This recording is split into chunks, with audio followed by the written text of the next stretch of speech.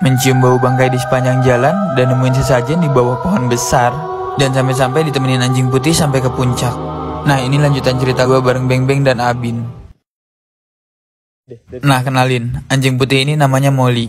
Dia biasanya ada di basecamp Gunung Salak 2 via Aji Saka. Entah kenapa ya, dari awal dia cuma nurut sama Abin aja. Ya udahlah ya, karena sekarang jam 8.15, akhirnya kita doa dan lanjut trekking ke siang banget.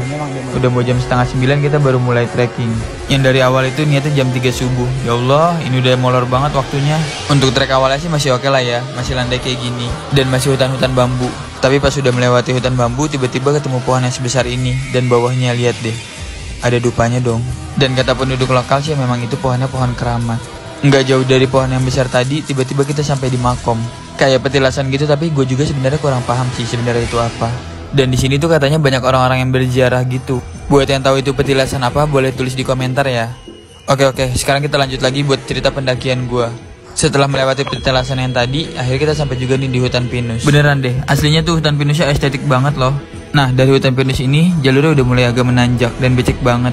Atau mungkin karena pas kita lagi mendaki itu lagi musim hujan juga kali ya. Tapi nggak juga, kayaknya emang Salak itu emang nggak pernah nggak becek. Pasti becek, mau musim kemarau, mau musim hujan, pasti aja hujan sih kalau di Salak mah. Setelah jalan 20 menit dari petilasan tadi, akhirnya kita sampai juga nih di kali kering. Tapi ini kalau hujan jadi aliran yang deras banget loh dari atas airnya. Kenapa gue nyebutnya kali kering? Karena dia itu kalau ada alirannya, kalau lagi hujan aja. Nah, dari sini nih, kita udah mencium bau-bau bangkai di sepanjang perjalanan. Baunya tuh bener-bener bau banget deh. Awalnya sih gue berpikir baunya itu dari lumpur. Nah, lumpur dari mana? Nih, gue tunjukin trek ke Gunung Salak 2. Di situ gue nggak ngomong sama Abin ataupun sama Beng Beng. Biasanya gue bakal cerita kalau kita itu udah turun di bawah nanti. Ini tuh treknya bener-bener nikmat banget, tapi gue kalah sama anjingnya dong. Lihat deh, dia pinter banget naiknya loh. Pas lagi enak-enak jalan dan gue ngerekam Abin, tiba-tiba, aduh, dia kejedot dong. Nah, kalian mau tahu nggak kenapa dia tiduran di situ? Tadi tuh dia jalan duluan, sekitar 10 menitan deh, dan dia nungguin kita di atas. Nah, ini ada petunjuk arah buat ke puncak.